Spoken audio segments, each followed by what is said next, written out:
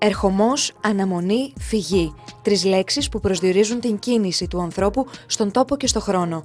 Όχι όμως μόνο αυτό. Αποτελούν παράλληλα 3 καταστάσεις που βιώνει ο άνθρωπος μέσω της αλληλεπίδρασης με το κοινωνικό του περιβάλλον και της αναμέτρησης με τον ίδιο του τον εαυτό.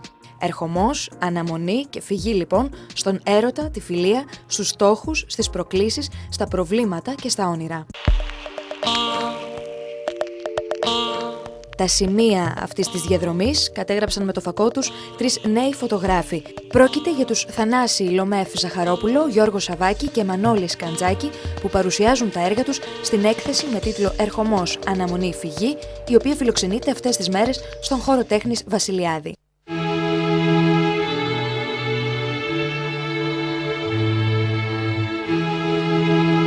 Ο Θανάσης Λομέφ Ζαχαρόπουλος διάλεξε να μιλήσει μέσα από τις φωτογραφίες του για τον ερχομό, βασισμένο στην πριν από 1 χρόνο προσωπική εμπειρία της εγκατάστασής του στο Ηράκλειο. Επειδή τα προηγούμενα μου project φωτογραφικά ήταν όλα ταξιδιωτικά, επί 11 χρόνια έκανα μόνο ταξιδιωτικά ημερολόγια, προσωπική δουλειά βέβαια,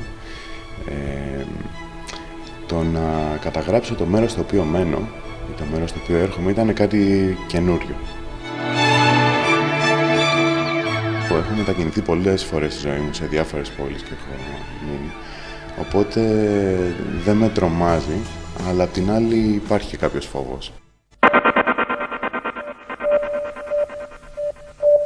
Ο Γιώργος Σαββάκης φωτογραφίζει την αναμονή που βιώνει ο ίδιος και τη στατικότητα μιας κοινωνίας που παρακολουθεί σαστισμένη τις πιέσεις που δέχεται, είτε αυτές είναι οικονομικές και πολιτικές, είτε από το προσωπείο που τις επιβάλλει καθημερινά ο καθοσπρεπισμός. Είναι η κοινωνική και οικονομική κατάσταση που μας επηρεάζει, είναι οι έρωτές μας, είναι οι φίλοι μας, είναι πιθανόν πράγματα που θέλουμε εμείς να πούμε και το πώς τα εκλαμβάνει ο άλλος. Όλο αυτό το ασφικτικό πλαίσιο που συμβαίνει γύρω μας και ο καθένας το βιώνει με τον τρόπο του, εγώ ευτυχώς, δόξα τω Θεώ, αν θέλετε, κάνω φωτογραφία και την κάνω μεθοδικά, γιατί με κάνει ευτυχισμένο, με βγάζει από αυτές τις φοβίες, από αυτό το άγχος.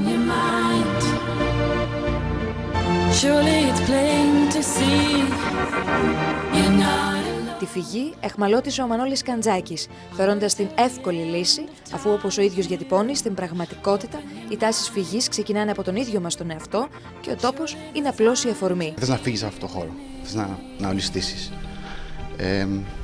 να ξαγλιστρήσεις, ας πούμε. Και νομίζω ότι όλα σου είναι γύρω σου, οι άλλοι φταίνε, αλλά ποτέ δεν είναι αλήθεια αυτό. Πάντα φταίει ο ίδιος ο εαυτός. Και γι' αυτό λέω πρέπει να το δουλέψεις μέσα σου και να βρεις αυτούς τους λόγους. Και τότε μπορείς να φύγεις. Αυτή είναι για μένα η φυγή.